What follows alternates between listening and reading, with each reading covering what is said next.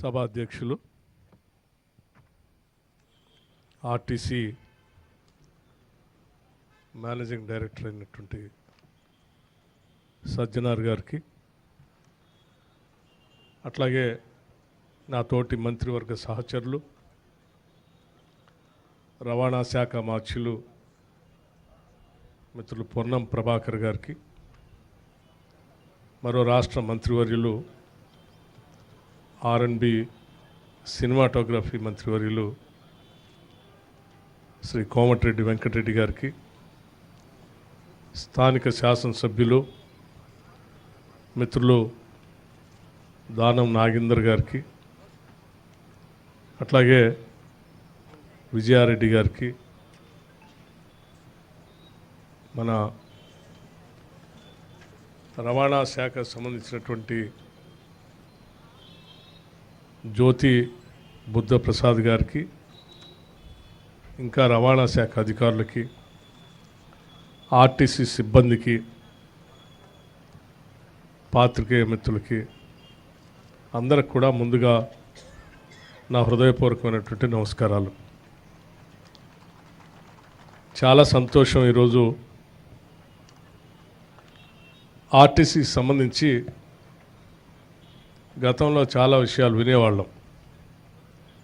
ఎప్పుడూ ఆర్టీసీ సిబ్బంది జీతాల కోసం బాధపడుతున్నారని, లేకపోతే ఆర్టీసీకి కావాల్సినటువంటి డబ్బు ప్రభుత్వం నుంచి రావాల్సింది రాకపోవటం వల్ల ఇబ్బంది పడుతున్నారని, ఆర్టీసీని ఎప్పుడు ప్రైవేట్ పరం చేస్తారో అనేటువంటి ఆందోళన, ఆర్టీసీ ఆస్తులను అమ్ముతారో అనేటువంటి ఆందోళన, ఆర్టీసీని పూర్తిగా ప్రైవేట్ పరం చేసి రాష్ట్ర ప్రభుత్వ రంగ సంస్థగా మిగలదేమనేటువంటి ఆందోళన ఎప్పుడూ వింటూ ఉండేవాళ్ళం.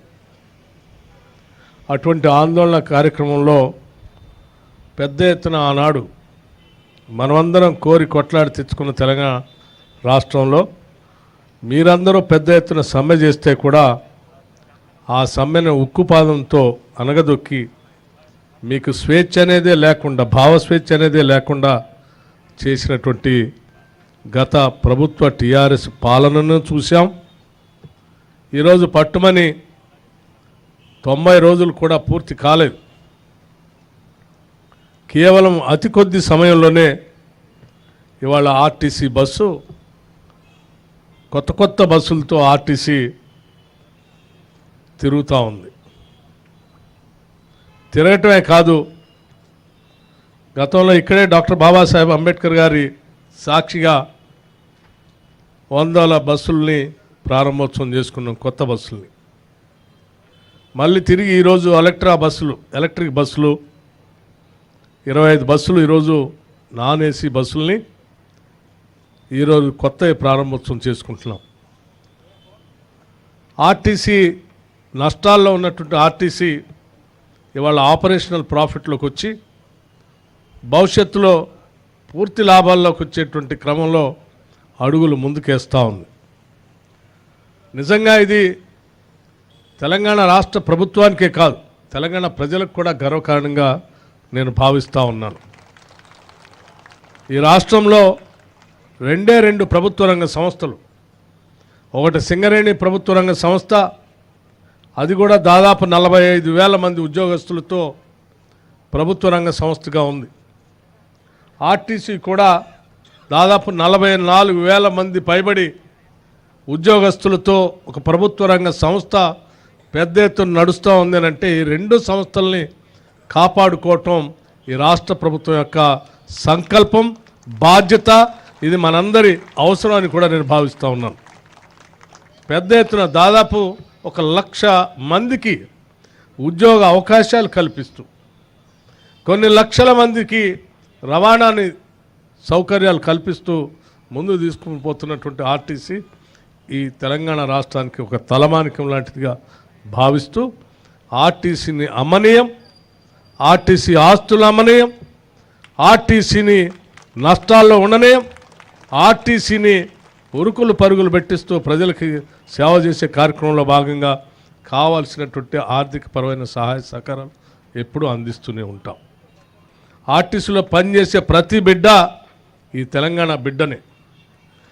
ఆ పనిచేసే ప్రతి బిడ్డకు సంబంధించిన కుటుంబం చల్లగా ఉండాలని, ఆర్టీసీలో ఉద్యోగం చేస్తున్నామన్నటువంటి భరోసాతో తన కుటుంబ సభ్యులు కూడా బతకాలని చెప్పి, ధైర్యంగా ఉండాలని చెప్పి ఈ రాష్ట్ర ప్రభుత్వం ఆలోచన చేస్తుంది అని చెప్పడానికి ఈ 90 రోజుల్లో అనేక ఉదాహరణలు మేము చెప్పగలం.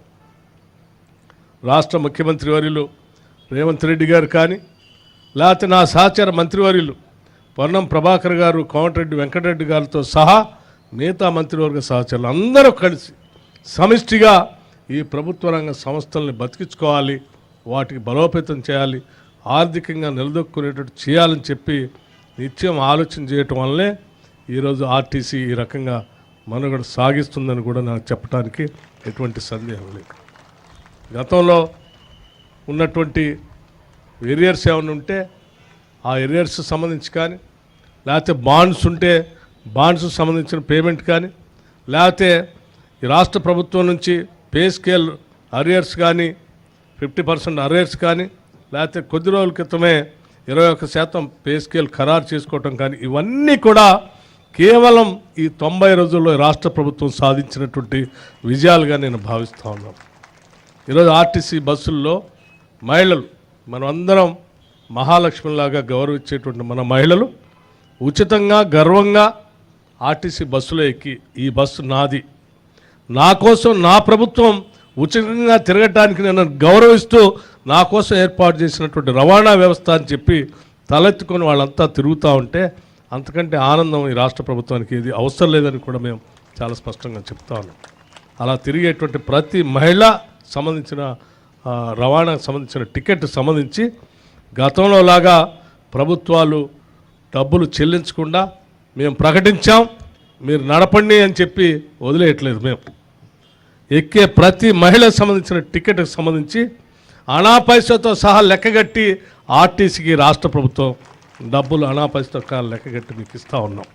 అలా ఇవ్వబట్టే ఈరోజు ఆర్టీసీ బస్సులన్నీ నిండుగా వెళ్తూ ఉన్నాయి, ఫుల్ అవుతూ ఉన్నాయి, ఎక్కడ తిరిగినా కానీ కళకళలాడుతూ ఉన్నాయి.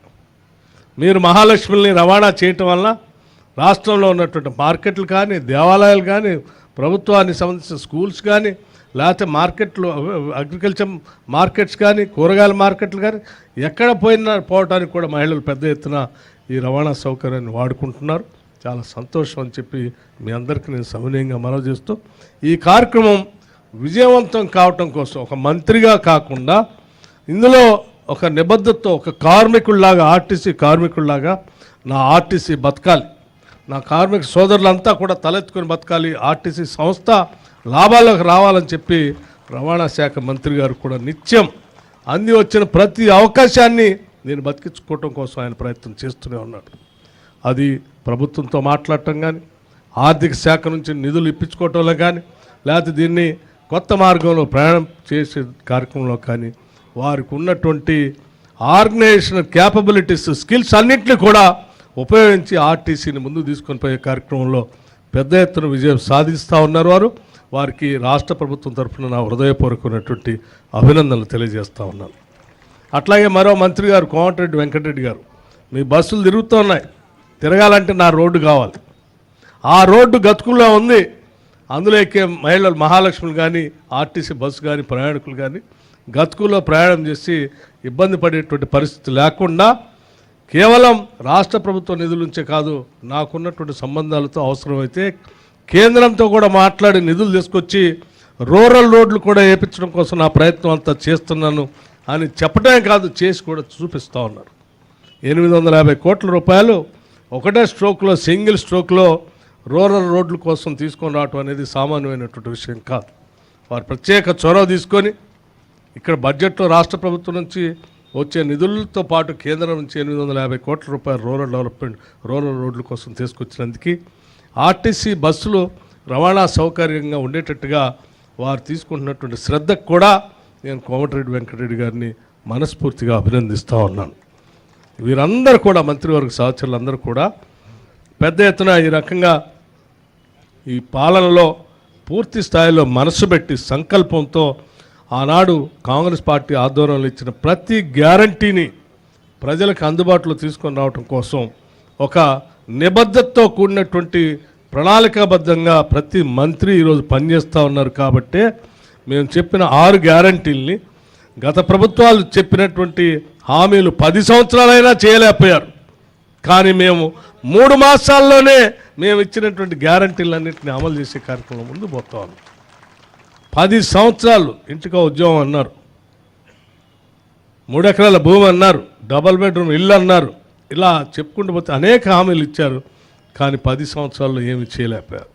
కానీ మేము ఇచ్చినటువంటి మాట ప్రకారం కేవలం 90 రోజుల్లోనే ఇన్ని హామీలు అమలు చేస్తూ ఉన్నామంటే ఎంతో నిబద్ధతతో ఈ మంత్రివర్గంలో ఉన్నటువంటి సహచరులు రేంబోళ్ళు కష్టపడి ఆలోచన చేసి నిబద్ధతతో సంకల్పంతో పనిచేస్తున్నారు. కాబట్టి ఇవి మేము సాధించగలిగాం.